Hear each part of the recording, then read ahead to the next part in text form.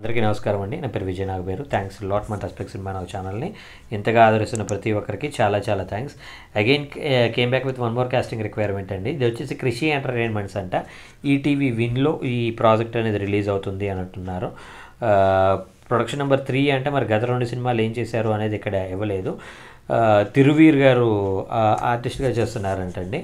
Thiruveer is one of the finest ఆర్టిస్ట్లు అండి. ఇప్పుడు మంచి భూమిలో ఉన్న అతి కొద్ది మంది నటుల్లో అతను కూడా ఒకళ్ళండి.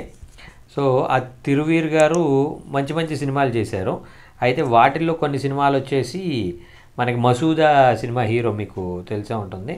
సో అతను ఈ సినిమాకి హీరోగా చేస్తున్నాడు. కాబట్టి మీరు ఇందులో కనుక పార్ట్ అవ్వాలి అనుకున్నట్లయితే వీళ్ళని ఎలా కాంటాక్ట్ అవ్వాలి, వీళ్ళ కాంటాక్ట్ డీటెయిల్స్ ఏంటనేది నేను వీడియోలో చెప్పే ప్రయత్నం చేస్తాను. అయితే వీళ్ళకి 10 సంవత్సరాల నుండి 80 సంవత్సరాలలోపు ఉన్న నటీనటులు కావాలంట. సో మీరు వీళ్ళని అప్రోచ్ అవ్వాలి అంటే వీళ్ళ కాంటాక్ట్ డీటెయిల్స్ ఏంటి అనేది నేను మీకు చెప్పే ప్రయత్నం చేస్తాను. దాంతోపాటు మీకు ప్రీవియస్ వీడియోలో నేను సక్సెస్ అవ్వలేకపోవడానికి ప్రధాన కారణాలు ఏంటి అని అవి సిరీస్ చేస్తున్నాను. కాబట్టి ఇందులో నేను మీకు చెప్పేది ఏంటి అంటే, ఇప్పుడు కొత్తగా సినిమా చేసేవాళ్ళు కనుక మిమ్మల్ని అప్రోచ్ అయ్యి మీరు రాస్తారా అని అడిగినట్లయితే నేను తప్పకుండా రాస్తానండి. అన్డౌటెడ్గా రాస్తాను. సో అది షార్ట్ ఫిల్మ్ అయినా రాస్తాను, యూట్యూబ్ సిరీస్ అయినా రాస్తాను, వెబ్ సిరీస్ అయినా రాస్తాను, సినిమా అయినా రాస్తాను, థియేటర్కల్ సినిమా అయినా రాస్తాను, ఓటీటీ సినిమా అయినా. ఆఖరికి మీరు వచ్చేసి సార్ నేను రోడ్డు మీద నాటికేద్దాం అనుకుంటున్నాను సార్, ఆ నాటికి మీరు రాస్తారంటే నేను తప్పకుండా రాస్తాను. సో నాకు ఏదైనా కానీ నాకు డబ్బు వస్తుందా, పేరు వస్తుందా, ఈ రెండే. ఒకటి మీటరా, 2 మ్యాటరా, ఈ రెండే నేను ఆలోచిస్తాను. నాకు మ్యాటర్ బాగా వస్తుంది అనుకున్న దగ్గర మీటర్ పెద్దగా పట్టించుకోను. లేదు నాకు మ్యాటర్ సరిగా రాదనుకున్న దగ్గర కొంచెం మ్యాటర్ అనేది కఠినంగా ఉంటాను. అయితే ఇక్కడ ఏంటి అంటే, కొత్తగా సినిమా చేసేవాళ్ళు వాళ్ళకి ఏంటంటే కొంతమంది మెచ్యూర్స్ ఉంటారండి. అందరూ అలాగను.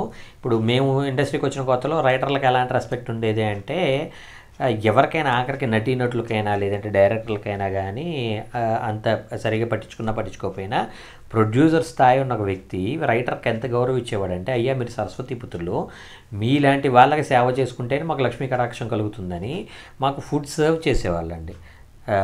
అన్ని రకాల వాళ్ళ దగ్గరుండి ప్రొడ్యూసర్లు మాకు ఫుడ్ సర్వ్ చేసేవాళ్ళు, మాకు చాలా జాగ్రత్తగా చూసుకునేవాళ్ళు, చాలా కేరింగ్గా తీసుకునేవాళ్ళు, చాలా మర్యాదగా చూసుకునేవాళ్ళు. ఇలాంటి ఒక లెగసీని నేను చూసేసిన తర్వాత ఏమైంది అంటే, ఇప్పుడు వచ్చి కొంతమంది, అందరినీ నేను అనట్లేదు, ఒక సమ్వేర్ అబౌట్ 7 to 8% ప్రొడ్యూసర్లు ఎలా ఉన్నారు అంటే, మీకేం ఖర్చు ఉంటుందండి, మహా అయితే పేపర్లు పెన్నులే కదా, అంతకుమించి ఖర్చు ఏముంటుంది, 5,000కి రాస్తారా 10,000కి రాస్తారా అనే టైప్లో అడిగే వాళ్ళు కూడా ఉన్నారండి. సో అలాంటి వాళ్ళ వల్ల నాకు ఏంటంటే మనసు విరిగిపోయి, నేను ఒకనొక సందర్భాన్ని దగ్గరికి వచ్చేటప్పటికి నేను ఇంతకంటే తక్కువ రాయనంటే ఒక 3 lakhs కంటే తక్కువ రాయను అని ఫిక్స్ అయిపోయి ఉన్నా. ఆ తర్వాత ఆ 3 lakhs కంటే మరి తక్కువ వచ్చిన సినిమాలను ఏం చేశారు అంటే, ఇప్పుడు నా దగ్గర రచన నేర్చుకుంటున్న వాళ్ళు ఉన్నారండి. అంటే స్క్రిప్ట్ అనేది ఎలా రాయాలి, జిస్ట్ లైన్ అనేది ఎలాగ ఐడెంటిఫై చేయాలి, దాన్ని సినాప్సిస్ కింద ఎలా రాసుకోవాలి, దాన్ని సినిక్ ఆర్డర్ ఎలా చేయాలి, ఆ సినిక్ ఆర్డర్ ట్రీట్మెంట్ ఎలా చేయాలి, దానికి డైలాగ్ ఆర్డర్ ఎలా చేయాలి, ఇలాంటిది ఎవరికైతే నేర్పిస్తున్నానో వాళ్ళకి నేనేం చేస్తాను అంటే, ఫర్ ఎగ్జాంపుల్ 30,000, 50,000, 1,00,000, 1,50,000, 2,00,000 ఇలాగ ఏదైతే రెమ్యునరేషన్స్ ఫిక్స్ అయ్యి ఉన్నాయో, ఫర్ ఎగ్జాంపుల్ వాళ్ళు నాకు 30,000, 50,000 ఇచ్చి వాళ్ళు నా దగ్గర నేర్చుకున్నారు అనుకుందాం.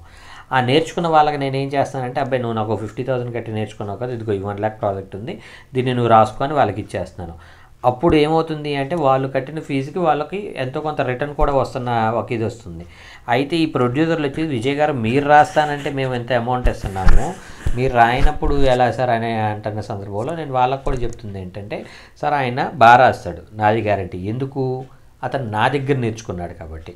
సో నేర్చుకున్న వాళ్ళకి నేను అవకాశం ఇవ్వడంతో పాటు, ఒకవేళ వాళ్ళు రాసింది మీకు నేను క్రియేట్ చేసే అంత ఇంపాక్ట్ మీకు క్రియేట్ చేయనప్పుడు నేనేం చేస్తానంటే, ఒక 4 సీన్లు, మీ సినిమాకి బలమైన 4 సీన్లు ఉంటాయి కదా, ఆ బలమైన 4 సీన్లు నేను ఫ్రీగా ఇస్తాను, ఫ్రీగా రాసి ఇచ్చేస్తాను, అది మీరు తీసుకోండి అనే టైప్లో నేను వాళ్ళకి చెప్పడం జరుగుతుంది. సో సింపుల్ థింగ్ ఏంటంటే, నాకు కావాల్సింది ఏంటి అంటే, ఎవరో ఒకరు లబ్ధి పొందడం అనేది నాకు కావాల్సింది. సో అలాగా నేను ఇది పెట్టుకుంటా ఉన్నాను. సో నేను సక్సెస్ అవ్వలేకపోవడానికి ఇది కూడా వన్ ఆఫ్ ద కారణం. ఇంకా నేనేమంటానంటే, పేరు చెప్పాను కానీ ఒక చాలా పెద్ద ప్రాజెక్టు ఇది వచ్చేసి నా దగ్గరకు వచ్చింది. అంటే ఇనీషియల్గా అది స్టార్ట్ అయ్యేటప్పుడు పెద్ద ప్రాజెక్ట్ కాదు, ఒక చిన్న ప్రాజెక్టు. నాకు చాలా లిమిటెడ్ బడ్జెట్లో చెప్పారు, సార్ మీరు ఈ బడ్జెట్కి రాసి ఇవ్వాలి అని. నేను అప్పటికే వర్షన్ రైటర్గా పర్లేదు బాగానే సంపాదించుకుంటున్నాను, ఇంత చిన్న బడ్జెట్కి మనం రాసి ఎందుకులే అని నేనే తీసుకొని వెళ్ళి ఒక వ్యక్తికి నేను ఆ సినిమా ఇచ్చాను. ఆ cinema super duper mega blockbuster hit అయిపోయింది. ఈ రోజున అదే సినిమాకి రైటర్గా ఎవరైతే చేశారో ఆయన సినిమా రాయడానికి ₹1,00,00,000 తీసుకుంటున్నాడు. నేనేమంటానంటే పోగొట్టుకున్న సినిమాలు ఉన్నాయి. సో అలా పోగొట్టుకోకుండా ఉన్నట్లయితే నా లైఫ్ బాగుంటుందేమో. సో అందుకని నేను ఈ మధ్య తీసుకున్న డెసిషన్ ఏంటంటే మంచైనా చెడైనా, అది షార్ట్ ఫిల్మ్ కావచ్చు, యూట్యూబ్ సిరీస్ కావచ్చు, ఏదైనా కానీ నా దగ్గరకు వచ్చిన ప్రాజెక్ట్ని మిస్ చేసుకోకుండా రాద్దాము అనేది నా ఇప్పుడు తీసుకున్న ఇంటెన్షన్. సో నేను సక్సెస్ అవ్వకపోవడానికి కొన్ని కారణాలు ఇది కూడా ఒక కారణం. సో హోప్ మీకు అర్థమైంది అనుకుంటున్నాను. మీకు ఇంకా ఎలాంటి డౌట్స్, క్వశ్చన్స్, క్వైరీస్ ఏదైనా ఉన్నట్లయితే తప్పకుండా కామెంట్ రూపంలో అడిగే ప్రయత్నం చేయండి. ప్రతి ప్రశ్నకి సమాధానం చెప్పడం జరుగుతుంది. So getting back to the casting requirement, వీళ్ళ కాంటాక్ట్ నెంబర్ చెప్తాను, నోట్ చేసుకోండి. కాంటాక్ట్ నెంబర్ ఇవ్వలేదండి, మెయిల్ ఐడి ఇచ్చారు. ఆ మెయిల్ ఐడి చెప్తాను, నోట్ చేసుకోండి. krishicreatives@gmail.com, KRISHI కృషి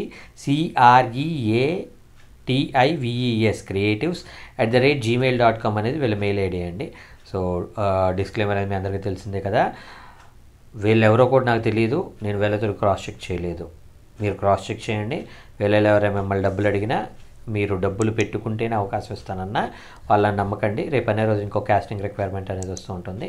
ఆ కాస్టింగ్ రిక్వైర్మెంట్ ద్వారా మీ లైఫ్లో అద్భుతాలు జరగడానికి చాలా వరకు పాసిబిలిటీస్ అనేవి ఉన్నాయి. వీడియో నచ్చిందా లైక్ చేయండి, వీలైనంత ఎక్కువ మందికి షేర్ చేయండి. ఎవరైతే సబ్స్క్రైబ్ చేసుకోకుండా చూస్తున్నారో please do subscribe. Thank you and all the best.